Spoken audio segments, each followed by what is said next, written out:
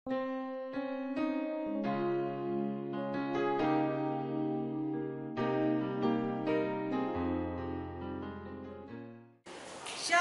Bapak, Ibu, Saudara, adik-adik, juga anak-anak yang terkasih di dalam nama Tuhan Yesus.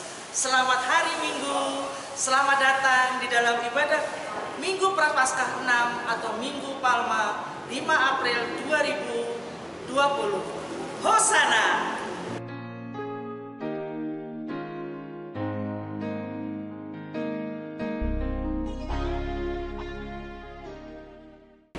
Saudara-saudara yang dikasihi Tuhan, karena panggilannya, marilah kita masuki kebaktian Minggu Prapaskah 6 atau Minggu Palma 5 April 2020. Mari kita pujikan, oh muliakan Tuhan.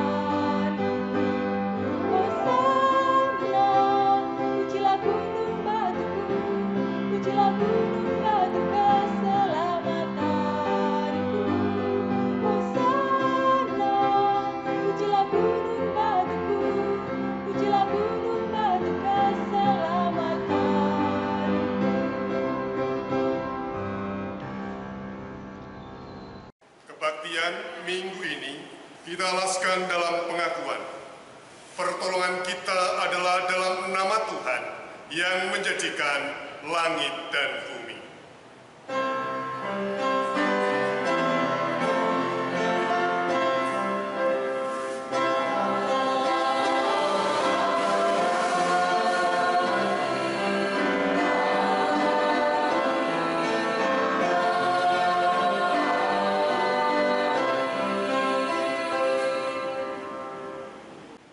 Kasih karunia dan damai sejahtera dari Allah Bapa kita dan dari Tuhan Yesus Kristus dan Roh Kudus menyertai saudara sekalian. Dan menyertai saudara juga. Jemaat dimohon duduk kembali. Ketika Yesus dan murid-muridnya telah dekat Yerusalem dan tiba di Betfage yang terletak di Bukit Zaitun, Yesus menyuruh 2 orang muridnya dengan pesan, "Pergilah ke kampung yang di depanmu itu, dan di situ kamu akan segera menemukan seekor keledai betina tertambat dan anaknya ada di dekatnya. Lepaskanlah keledai itu dan bawalah keduanya kepadaku. Dan jikalau ada orang menegur kamu, katakanlah, Tuhan memerlukannya. Ia akan segera mengembalikannya." Hal itu terjadi supaya genaplah firman yang disampaikan oleh Nabi. "Katakanlah kepada putri Sion, lihat, rajamu datang kepadamu. Ia lemah lembut dan mengendarai seekor keledai beban yang mudah." Maka pergilah murid-murid itu dan berbuat seperti yang ditugaskan Yesus kepada mereka. Mereka membawa keledai betina itu bersama anaknya, lalu mengalasinya dengan pakaian mereka, dan Yesus pun naik ke atasnya. Orang banyak yang sangat besar jumlahnya menghamparkan pakaiannya di jalan. Ada pula yang memotong ranting-ranting dari pohon-pohon dan menyebarkannya di jalan.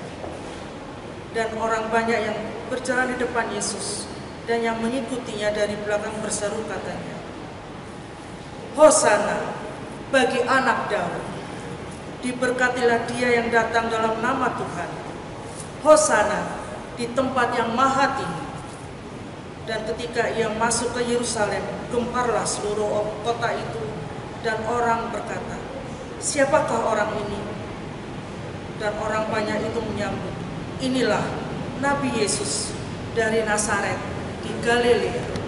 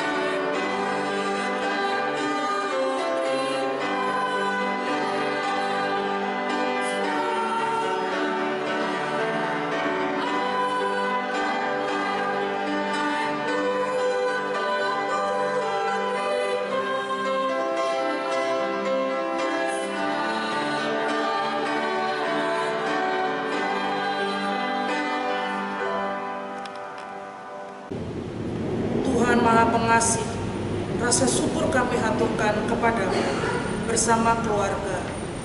Hari ini kami merayakan ibadah Minggu Palma. Kami umat-Mu yang lemah datang memohon pengampunan-Mu atas segala dosa-dosa kami. Tolonglah kami agar tetap setia kepadamu. Karuniakan kerendahan hati agar kami hidup sebagai anak-anak-Mu. Amin. Amin.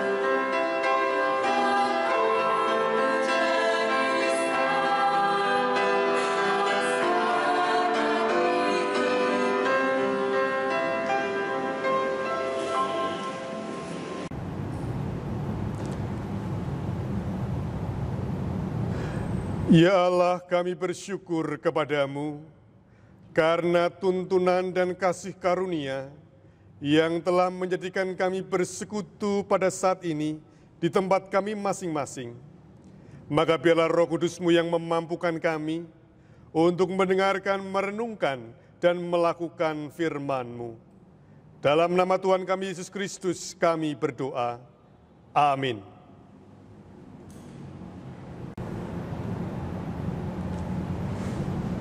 Filipi 2 ayat 5 sampai dengan ke-11.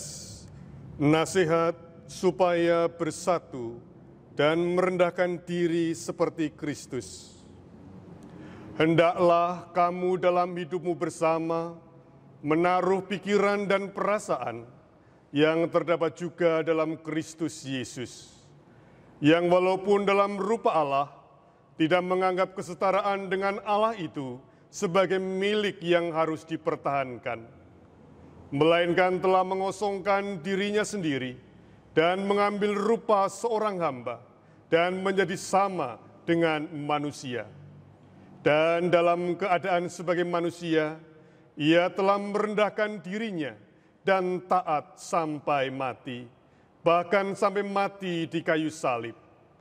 Itulah sebabnya Allah sangat meninggikan dia dan mengaruniakan kepadanya nama di atas segala nama, supaya dalam nama Yesus bertekuk lutut segala yang ada di langit, dan yang ada di atas bumi, dan yang ada di bawah bumi. Dan segala lidah mengaku Yesus Kristus adalah Tuhan bagi kemuliaan Allah Bapa. Demikianlah sabda Tuhan, berbahagialah orang yang mendengar dan memelihara dalam kehidupan sehari-hari. Hosiana.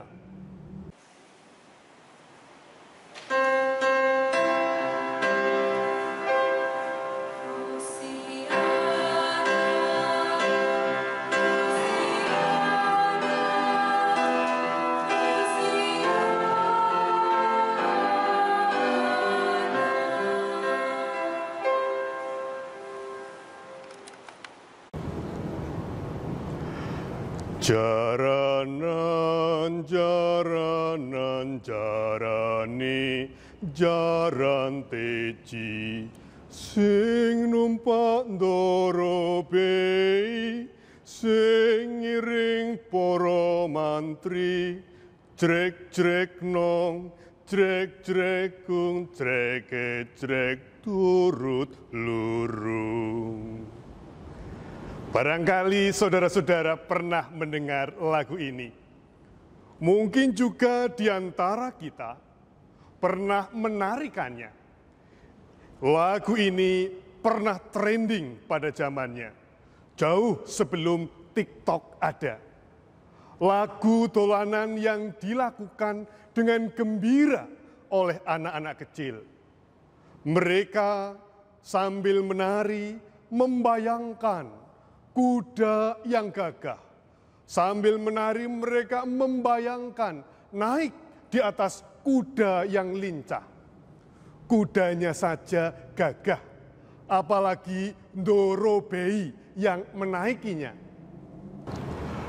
Terutama anak lelaki sering membayangkan dirinya bahwa puluhan tahun ke depan akan menjadi pahlawan, superhero. Ia naik kuda di depan rumahnya yang luas, yang dipenuhi dengan sangkar burung perkutut, ditunggui istrinya yang membawakan senjata. Nah, gambaran seperti inilah yang disebut orang Jawa pada zaman itu sebagai orang sukses. Orang sukses pada zamannya ditandai dengan memiliki lengkap 5 hal. Memiliki wisma, wanudyo, kukilo, curigo, dan turonggo. Yang terakhir artinya kuda. Saudara-saudara yang dikasihi Tuhan, siapakah di antara kita yang tidak ingin disebut sebagai orang yang sukses? Punya rumah, siapa yang tidak ingin punya? Punya banyak teman, siapa yang tidak ingin punya banyak teman? Hobi, siapa yang tidak ingin punya hobi? Kendaraan, siapa yang tidak ingin memiliki? Nah, kita pun ingin disebut sebagai orang yang sukses. Ukuran sukses pada zaman terkini adalah seberapa banyak yang kita miliki. Nah, bersediakah kita hidup dengan ukuran yang berbeda?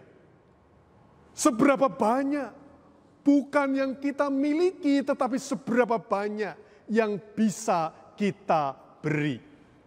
Bukan memberi ketika apa yang sudah kita miliki, namun juga memberi ketika kita dianggap belum punya apa-apa. Lagu Jaranan tadi mengungkapkan tentang gambaran kegembiraan seseorang yang naik kuda dengan gagah perkasa. Ketika Tuhan Yesus masuk Yerusalem, ia naik keledai, bukan naik kuda. Itu pun keledai pinjaman. Tuhan Yesus masuk Yerusalem dengan mengendarai keledai beban, bukan kuda untuk berperang. Itu sebagai gambaran bahwa ia datang memiliki kesediaan untuk menanggungkan beban, bukan untuk menambah beban. Sehingga orang-orang pun menyambutnya, Hosana, Hosana. Selamatkanlah kami ya Tuhan. Saudara-saudara, itulah gambaran ketika Tuhan Yesus mengendarai keledai untuk menanggung beban. Apakah ia tidak punya kuda? Pada zaman itu yang punya kuda tentu saja adalah penguasa Yerusalem atau Israel ketika itu. Pontius Pilatus sebagai penguasa dan teman-temannya. Tentu lebih kaya lagi adalah atasannya, Kaisar. Ia punya banyak istana dan pengikut.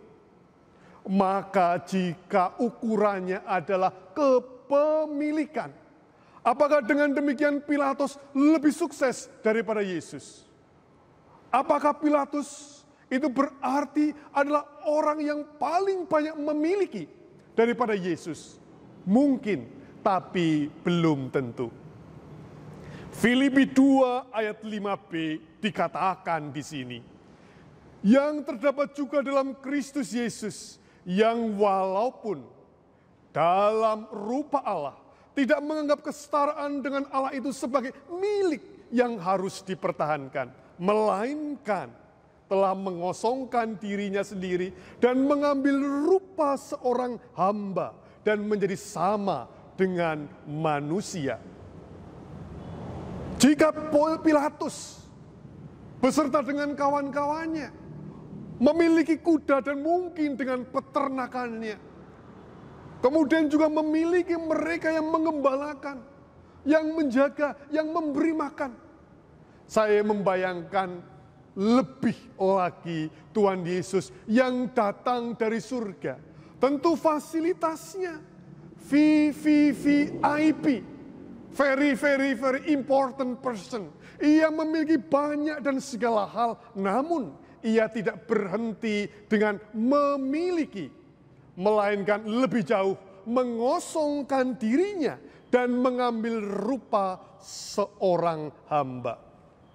Yesus tidak mempertahankan kealahan sebagai miliknya, melainkan lebih suka memberi diri. Dalam bahasa Indonesia dibedakan antara rendah hati dan rendah diri. Kira-kira apa bedanya? Biasanya rendah hati itu dimaknai dengan tidak sombong, tidak angkuh.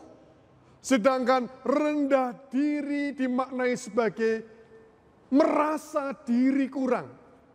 Dengan demikian rendah hati itu bermakna positif, tahu diri, sedangkan rendah diri bermakna negatif alias minder. Namun beda lagi dengan merendahkan diri.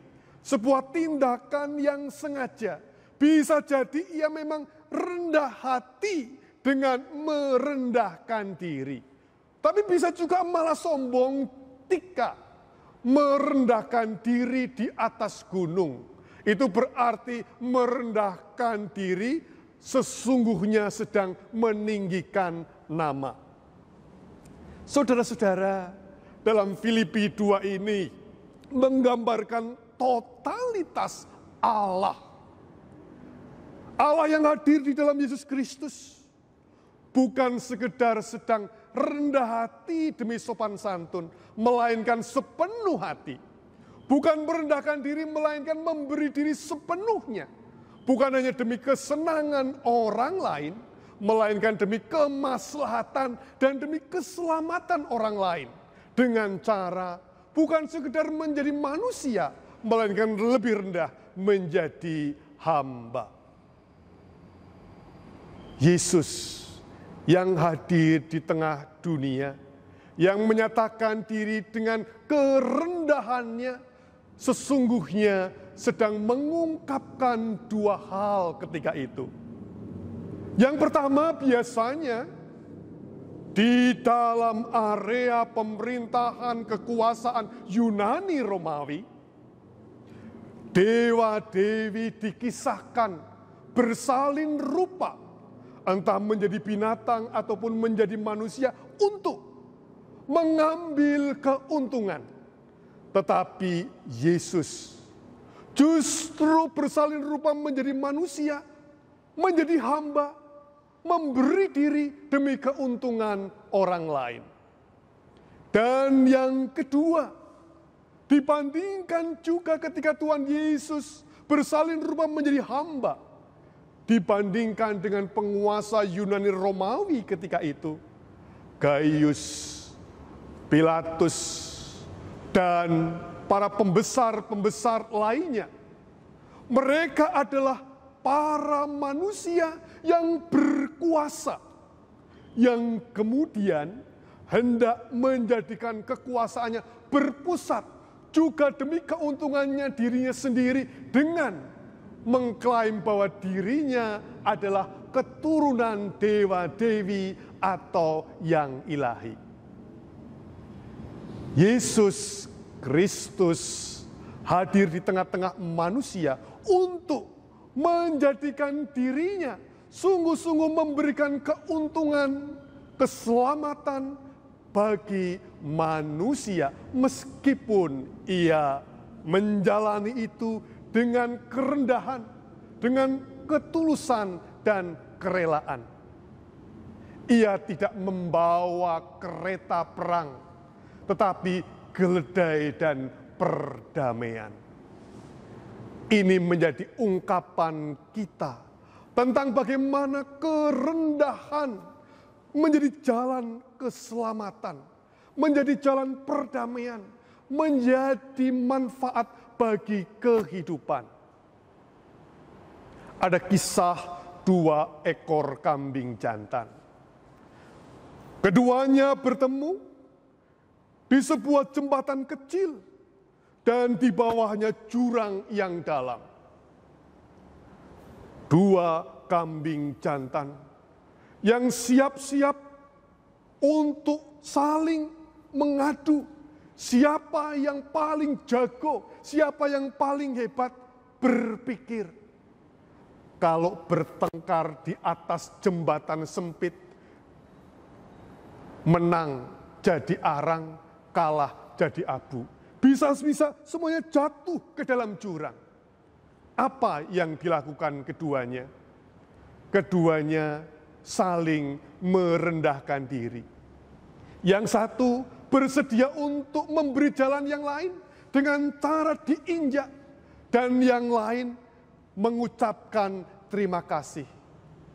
Itulah kerendahan hati yang membuahkan sama-sama kehidupan yang dapat dinikmati. Saudara-saudara yang dikasihi Tuhan, Kristus Yesus Anak Allah telah memberikan dirinya, memberikan keselamatan bagi kita. Dan kita semua pun karena pengorbanan Yesus Kristus menjadi anak-anak Allah.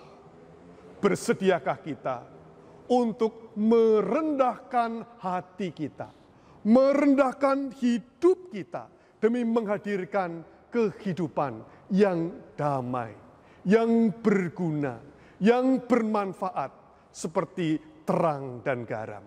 Tuhan memberkati. Amin.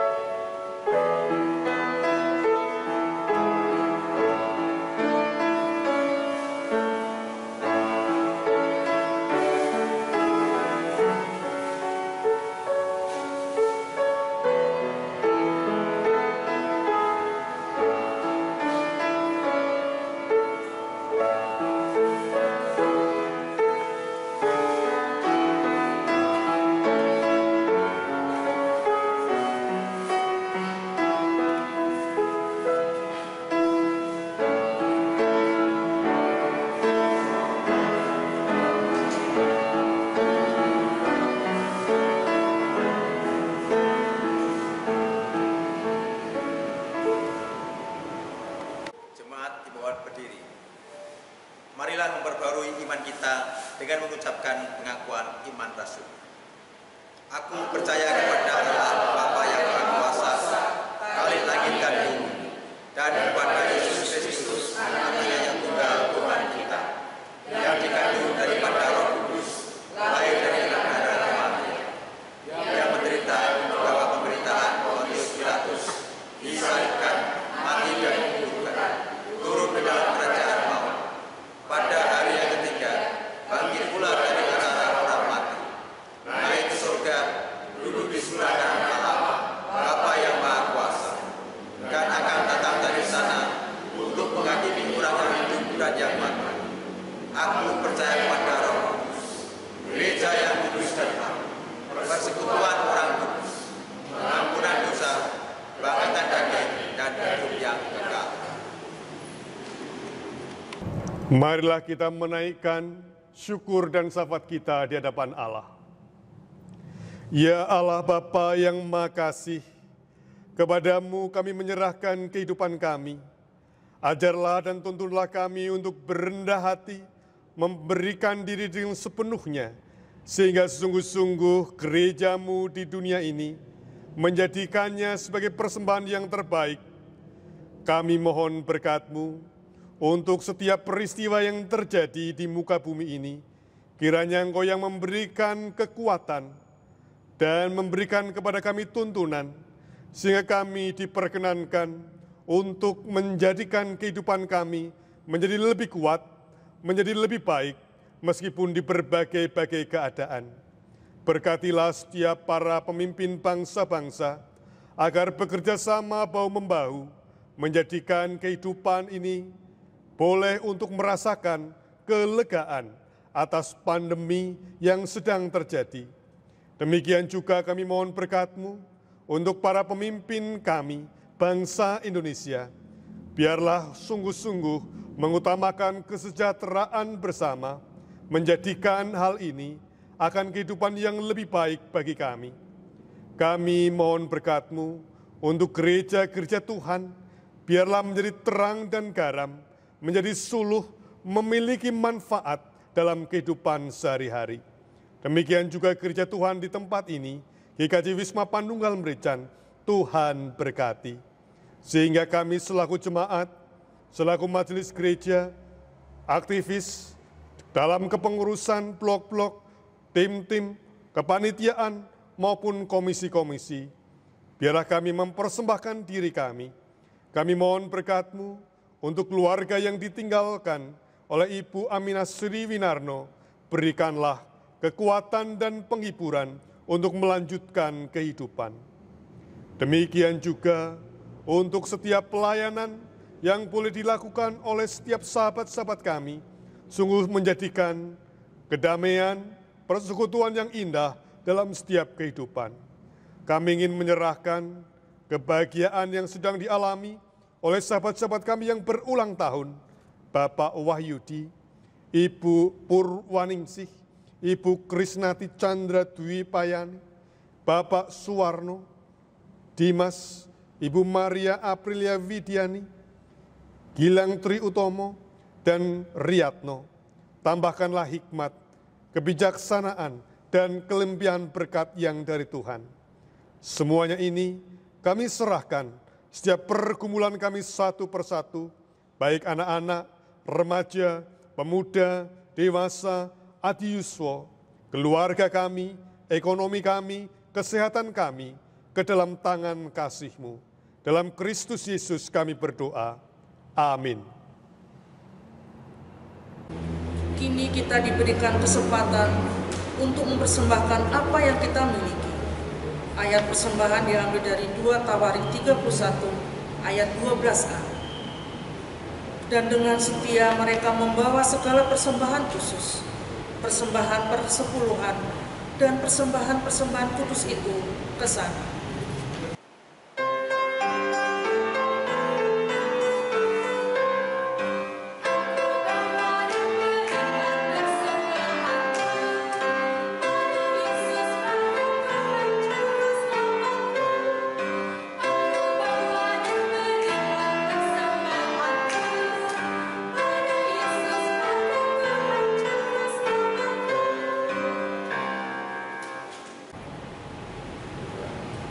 Tuhan Yesus, sumber kehidupan, terima kasih dan bersyukur untuk pemeliharaan-Mu dalam keluarga kami. Dalam masa prihatin ini, Engkau tetap menyediakan yang kami perlukan, sehingga kami berkecukupan. Kini kami membawa persembahan. Terimalah agar bermanfaat dalam pelayanan kepada sesama dan mencukupkan kebutuhan sesama. Kami juga menyerahkan seluruh hidup kami agar menjadi persembahan yang hidup bagi kemuliaan-Mu. Dalam nama Tuhan Yesus yang sudah mengajar kami berdoa. Bapa kami yang di sorga, dikuduskanlah nama-Mu. Datanglah kerajaan-Mu, jadilah kehendak-Mu di bumi seperti di sorga. Berikanlah kami pada hari ini makanan kami yang secukupnya, dan ampunilah kami akan kesalahan kami, seperti kami juga mengampuni orang yang bersalah kepada kami. Dan janganlah membawa kami ke dalam pencobaan, tetapi lepaskanlah kami daripada yang jahat. Karena Engkau-lah yang punya kerajaan dan kuasa dan kemuliaan sampai selama-lamanya. Amin.